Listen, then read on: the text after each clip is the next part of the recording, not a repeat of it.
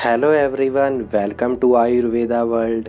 अगर आपने हमारा चैनल सब्सक्राइब नहीं किया है तो सब्सक्राइब करें। आप हमारे टेलीग्राम और व्हाट्सएप के ग्रुप को ज्वाइन कर सकते हैं, जिसका लिंक डिस्क्रिप्शन में दिया हुआ है। आज हम बात करेंगे पंचकर्म। पंचकर्म एक प्रोसीजर, मतलब कि 5, आपको जैसे पता होगा कि पंच यानी 5, कर्म यानी कोई भी प्रोसीजर। इसमें 5 प्रोसीजर आते हैं जिससे हमारे शरीर की शुद्धि होती है। जितने भी हमारे शरीर में जो व्याधि यानी डिजीज़ को उत्पन्न करने वाले कारण होते हैं, इस पंचकर्म के प्रयोग से वो हम बाहर निकाल देते हैं।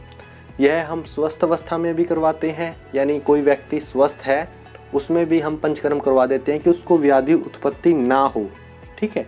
और जो डिजीज कंडीशन है उसको ट्रीट करने के लिए भी पंचकर्मा का बहुत महत्व है। सबसे पहले पंचकर्मा होता क्या है, इसमें एक ये श्लोक है आचार्य चरक का, तानि उपस्थित दोषाणाम स्नेहो स्वेदो उपपादने पंचकर्माणि कुर्वीते मात्रा कालो विचार्यन। यानी उपस्थित दोष यानी जब दोष प्रकोपित अवस्था में होते हैं।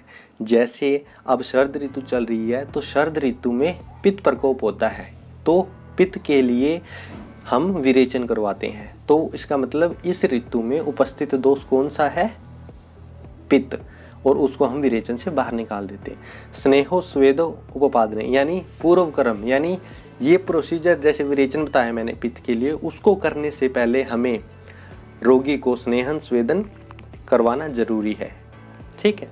क्योंकि स्नेहन स्वेदन से हम आगे पढ़ेंगे कि इसमें क्या होता है कि स्नेह से हमारे शरीर में स्निग्धता आ जाती है, मृदुता आ जाती है और क्लीद उत्पत्ति हो जाती है, जो कि हमारे दोष हैं उनको निकालने के लिए सही कंडीशन होती है, ठीक है। ये त्रिविध कर्म में डिवाइड किया गया है पंचकर्म को।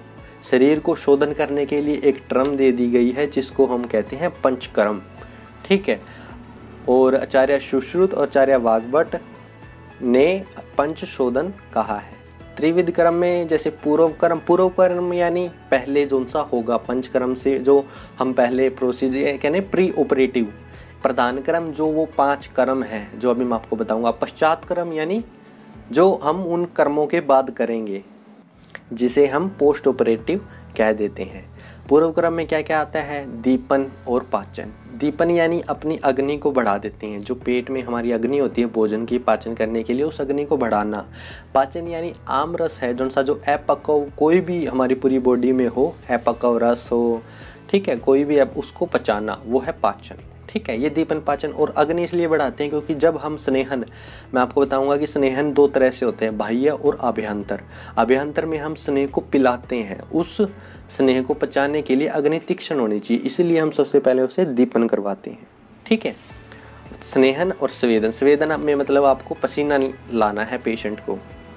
प्रधान कर्म में वमन आता है, वमन यानी वोमिटिंग लगा देंगे पेशेंट को, और विरेचन कराएंगे यानी उसको लूज मोशन लगवा देंगे। और अनुवासन बस्ती और नीरू बस्ती और नश्य, नश्य यानी नाक में हम कोई भी औषध द्रव्य का डालना, नश्य। पश्चात क्रम में हम ससर्जन कर्म। ससर्जन कर्म मतलब इसलिए क्योंकि जब वमन विरेचन करवाते हैं तो अग्नि मंद हो जाती है, और हम सीधा जैसे आज हमने वमन या विरेचन लिया तो हम सीधा रोटी खाने लग जाएंगे तो पचेगा नहीं, तो आम की उत्पत्ति हो जाएगी, ठीक है। आम से फिर और डिजीज हो जाएंगे, तो इसीलिए हम उसको कुछ एक डाइट फॉलो करवाते हैं। जैसे चावल में, पानी में चावल चुवल डाल के उसको पका के फिर वो वही खिलाते हैं, उसको हल्का भोजन यानी लघु आहार खिलाते हैं, उसको हम बोलते हैं संसर्जन कर्म। अब देखते हैं स्नेहन, अब इनको थोड़ा थोड़ा देख लेते हैं। जैसे स्नेहन की एक डेफिनेशन आई है, उसमें कहा है स्नेहनम स्नेह विषयंदम मार्दवम क्लेद कारकम। यानी एक तो स्नेहन होता है, वो स्निग्धता पैदा करता है हमारी बॉडी में। विषयंदन यानी जो दोष है, यानी कठोर अवस्था में उसको पिघला के हमारे कोष्ठ में यानी अमाशय में आ जाएंगे, और उसको हम फिर वोमिटिंग करा देंगे। पिघले हुए दोस्तों लिक्विड से बाहर आ जाएंगे, लेकिन जो सॉलिड होंगे इसलिए नहीं आती, इसलिए हम उसको पहले स्नेहन करवाते हैं और शरीर में मृदुता लाते हैं, ठीक है। स्नेहन का काम है। स्नेहन 2 तरह से होता है, बाह्य और आभ्यंतर, ठीक है। जब भी हम पंचकर्मा करवाएंगे उससे पहले हम स्नेहन यानी या तो उसकी मालिश मुलिश करके बॉडी पे बाहरी तरफ से उसको ऐसे स्नेहन करवाएंगे, या फिर हम उसको अभ्यंतर यानी सीधा स्नेह पीने के लिए दे सकते हैं। उसमें भी हम परविचारणा यानी खिचड़ी वगैरह में घी डाल के उसको खिला के स्नेहन करवा सकते हैं, या फिर सीधा ही घृत पिला देते हैं, ठीक है, 1 कप या उसकी मात्रा निर्धारित करके पेशेंट के अनुसार। ठीक है, अब आता है स्वेदन। साथ ही साथ स्नेहन करवाने से हम उसका स्वेदन भी करवाते हैं। स्वेदन का मतलब होता है कि जो व्यक्ति है उसका पंचकर्म करवाना, उसको पसीना लाना है। पसीना, जैसे हम धूप में खड़े हैं तो हमें पसीना आ रहा है, तो वो भी एक तरह का स्वेदन है। ये स्वेदन स्वेदन की डेफिनेशन है स्तंभता, यानी हमारी बॉडी में जो भी जकड़ाहट होगी वो दूर हो जाएगी, जो गुरुता होगी वो दूर हो जाएगी, और जो हमें शीत लगती है ना, यानी सर्दी वगैरह लगती है, वो भी ठीक हो जाएगा स्वेदन से। ठीक है, ये दो तरह के होके स अग्नि और निराग्नि। स अग्नि यानी जिसमें अग्नि का संपर्क हो, निराग्नि यानी जिसमें अग्नि का संपर्क ना हो। अब आता है प्रधान कर्म। जो पंचकर्म होते हैं ना, वो उसमें प्रधान कर्म में आते हैं। जो मेन प्रोसीजर है वो है वमन। वमन में क्या होता है, तत्तर दोष हरणम ऊर्ध्वभाग वमन संगीकम। जब हम अपने मुंह से दोषों को बाहर निकालते हैं, यानी वोमिटिंग करवाते हैं, उसे हम बोलेंगे वमन, यानी वोमिटिंग। ठीक है, तब हम उसके ड्रग्स दे के पेशेंट को उसमें वोमिटिंग करवाते हैं, इंड्यूस कराते हैं, उसको हम बोल देंगे वमन। कई डिजीज़ में मैंने अभी बोला होगा कि वमन करवाएंगे, तो ये वही वाला वमन है। अब आगे मैं कोई भी डिजीज़ के ऊपर बनाऊंगा वीडियो, तो आप मतलब कि समझ लेना, अगर मैं वमन बोलूँ तो यही कह रहा है कि अपने मुंह से हम दोषों को बाहर निकाल रहे हैं, उसको हम बोलेंगे वमन, यानी वोमिटिंग जिसे हम कह देते हैं आम भाषा में, बिल्कुल लेमन लैंग्वेज में होती है। बहुत बड़ी टर्म है और बहुत सारा इसमें कॉम्प्लिकेशंस रहते हैं और कुछ भी रहता है, लेकिन मैं बस एक जनरल नॉलेज के लिए आपको भी ये वीडियो बना रहा हूँ। अब विरेचन में क्या करेंगे, जैसे वमन में से मुख से दोष बाहर निकाले थे, विरेचन में अधोमार्ग, यानी जैसे हम स्टूल पास करते हैं वहीं से, उसी मार्ग से, गुद मार्ग से हम दोषों को बाहर निकालते हैं, यानी लूज मोशन लगा देते हैं हम पेशेंट को कंडीशन को देख के, तो फिर उसके दोष बाहर निकल जाते हैं गुद मार्ग से, उसको हम बोल देते हैं विरेचन। ठीक है, अब आती है बस्ती। बस्ती का हमारे आयुर्वेद में ये कंसेप्ट है कि जैसे हम मुख से औषध ग्रहण करते हैं, वैसे ही हमें गुद मार्ग से भी औषध ग्रहण कराई जाती है पेशेंट रुग्ण को, या स्वस्थ पेशेंट में भी करवाते हैं, उसको हम बोलते हैं बस्ती। यानी गुद मार्ग में जब भी हम औषध द्रव प्रयोग करवाएंगे उसे हम बोल देंगे बस्ती। ये दो तरह की होती है, नीरु बस्ती और अनुवासन बस्ती। वैसे बस्ती अब बहुत तरह की होती है, बस मैंने आपको जो जर्नल है ना मेन है नीरु यानी इसमें ये थोड़ी रुक्ष होती है। ठीक है, और जो अनुवासन बस्ती होती है वो स्निग्ध होती है। ठीक है, तो अनुवासन और नीरु बस्ती आपको इतना ध्यान रखना। नस्य का मतलब होता है जब भी हम अपनी नाक में कोई भी औषध द्रव प्रयोग कराएंगे, उस प्रोसीजर को हम बोल देंगे नस्य। जैसे आपने सुना भी होगा कि जब भी किसी को प्रतिशा यानी कॉमन कोल्ड सा हो जाता है, तो ये कह देते हैं कि नाक में घी डाल लो। वो नाक में घी डालना ही नस्य है। नस्य क्या है, औषधम सिद्ध स्नेहवा नासिकाभ्याम दिए थे इति नस्य, यानी या तो औषध सीधा चूर्ण रूप में, कल्क रूप में, या फिर स्निग्ध द्रव्यों के साथ पाक करके उस स्नेह का नाक में डालना, वो है नस्य। एक आचार्य सुश्रुत आचार्य वाग्भट ने अलग से बताया, वो है रक्त मोक्षण। रक्त मोक्षण यानी रक्त का मोक्षण करना, यानी निकाल लेना। जब भी हमारे कोई भी डिजीज होती है तो हम वहाँ पे लीच के द्वारा या कोई नीडल से रक्त को निकाल देते हैं, उसे हम कहते हैं रक्त मोक्षण। इस प्रकार हमने देखा ये प्रधान कर्म। अब देखते हैं पश्चात कर्म।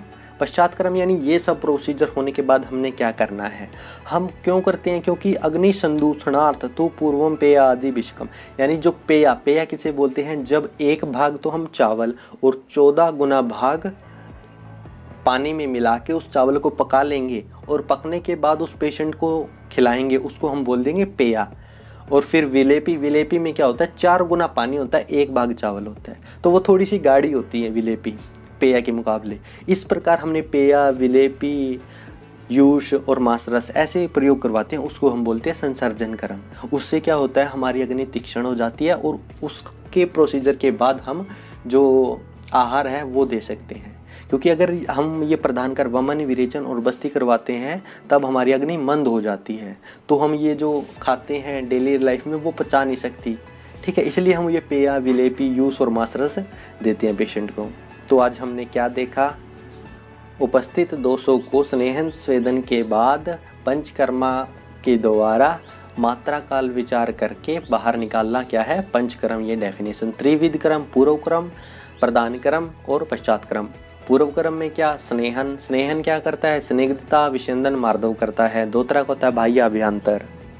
अब आता है स्वेदन, स्वेदन क्या करता है, गुरुता, शीतलता और स्तंभता वो दूर करता है। दो तरह का होता है, सैग्नि और निराग्नि। प्रधान क्रम में क्या है, वमन, वमन में हम ऊर्ध्व भाग से दोषों को बाहर निकालते हैं। विरेचन, विरेचन में क्या है, अधोभाग से दोषों को बाहर निकाल देते हैं। बस्ती क्या है, जो हमारी बस्ती होती है, यानी जो हमारा पैल्विक रीजन है, गुद मार्ग से औषधियों का देना क्या बस्ती कहलाती है। निरु अनुवासन दो तरह की होती है। नस्य यानी औषध या औषधि सिद्ध स्नेह का हमारे नाक में डालना क्या है, नस्य। रक्त मोक्षण क्या है, रक्त का निकालना रक्त मोक्षण है। लीच के द्वारा, नीडल्स के द्वारा या खाली कट लगाकर, या इसको अलग अलग टर्म्स दी गई है जैसे परछान, शिरावेद, ऐसे और रक्त मोक्षण, जलोका के द्वारा जैसे लीच कहते हैं उसको कहते हैं रक्त मोक्षण। पश्चात क्रम में संसर्जन क्रम, संसर्जन क्रम में मैंने आपको बता दिया पेया, विलेपी, मासरस, यूस आदि का पेशेंट में प्रयोग करवाते हैं। इस प्रकार आज हमने देखा पंचकर्म, और जो कि आगे हम यूज करेंगे हर एक डिजीज में। और आपको ये पता ये इसलिए बनाई गई है कि आगे हम जो डिजीज में आपको मैं बोलूँ वमन, तो आपको पता होना चाहिए किस चीज़ की बात कर रहा है। विरेचन बोलूँ तो किसकी बात कर रहा है, बस्ती बोलूँ तो किस चीज़ की बात कर रहे हैं।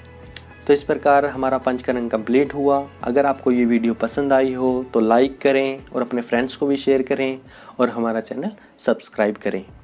Thank you.